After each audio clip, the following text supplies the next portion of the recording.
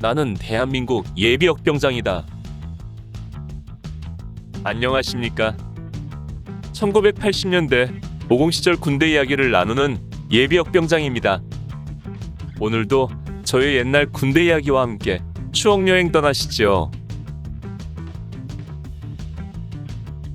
이등병 시절 45번째 이야기. 얼차려 열전 2.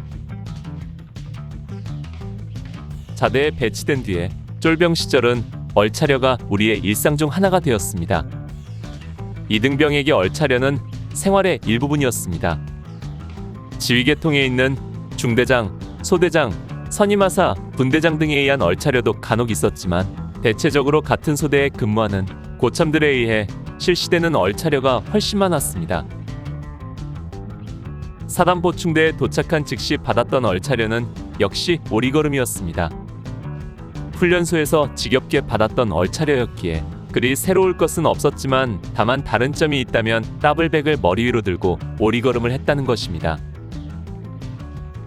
자대에 배치된 뒤에 가장 많이 받은 얼차려는 깍지 끼고 엎드려 뻗쳐와 깍지 끼고 관물대 타기였습니다. 훈련소에서 받은 주먹 쥐고 엎드려 뻗쳐와 관물대 타기가 한 단계 업그레이드된 얼차려였습니다. 두 손의 손가락을 서로 겹쳐 끼우는 것을 깍지 낀다라고 했습니다.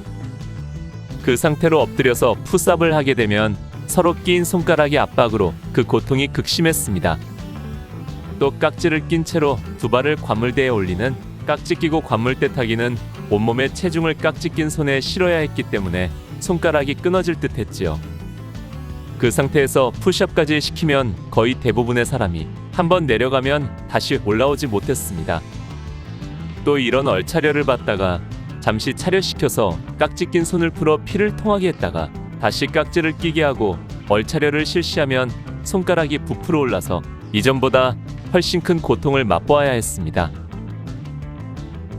그리고 흔히 받는 얼차려가 원산폭격.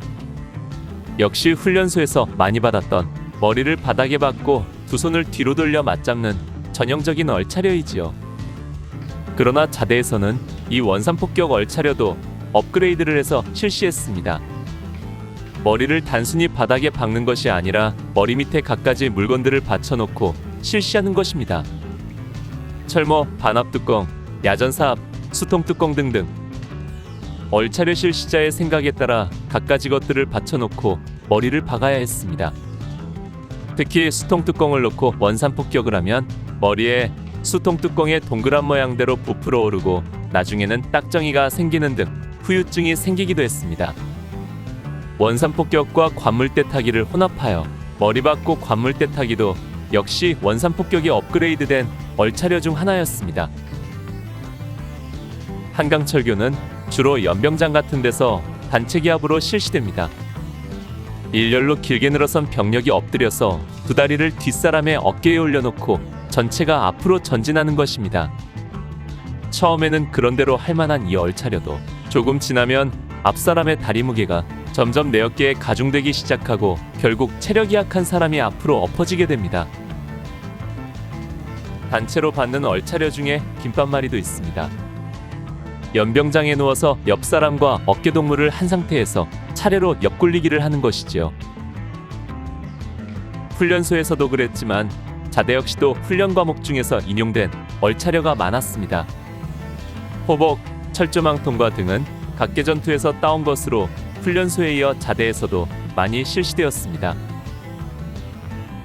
자대에서 새롭게 배운 사격 자세에 전진무이탁 자세가 있는데 실전에서 뛰어가다가 적을 발견하고 즉시 엎드려 사격하는 자세입니다. 이 사격 자세도 얼차려로 종종 사용되었습니다. 마사토이나 자갈밭 위에서 이 자세를 연거푸하다 보면 무릎과 팔꿈치가 다 까지곤 했죠. 또 육격장에서 실시되는 PT 체조인 올빼미 체조는 모두가 얼차려로 사용될 만큼 강도 높은 체조였습니다. 그 중에서도 1번 높이뛰기와 6번 팔벌려뛰기는 얼차려 겸 겨울에는 방한운동으로도 가장 많이 실시되었습니다. 이 밖에도 앉아 뛰며 돌기나 온몸 비틀기 등 육체적 고통까지 동반한 동작은 얼차려로서 많이 실시되었지요. 또 훈련소부터 쭉 이어져 온 앞으로 취침, 뒤로 취침, 자로 굴러, 우로 굴러 등은 자대에서는 얼차려라기보다 쫄병들 군기 잡기 위한 수단으로 많이 사용되었습니다. 사격장에서 많이 실시되었던 올챙이 포복은 참으로 가관인 얼차려입니다.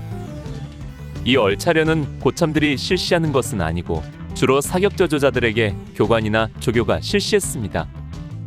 주로 얕은 계울에서 실시되는데 두 손을 뒤로 맞잡고 엎드려서 몸통으로 흔들며 올챙이처럼 기어다니는 것입니다. 여름철 얕은 물 속에서 이 얼차려를 받으면 옷은 온통 물에 젖고 얼굴과 머리, 온몸에 흙탕물을 뒤집어 써야 했습니다. 그래도 여름철에는 물이 시원하기 때문에 그래도 할만했습니다. 겨울에는 얼음 위에서 실시해야 했고 찬 기운에 온몸이 떨려야 했습니다. 또 얼음이 깨져 온몸에 얼음물을 뒤집어 쓰는 일도 많았죠. 오늘 추억여행에 함께 해주셔서 감사합니다. 다음 이야기를 기대해 주시고 구독과 좋아요 부탁드립니다. 항백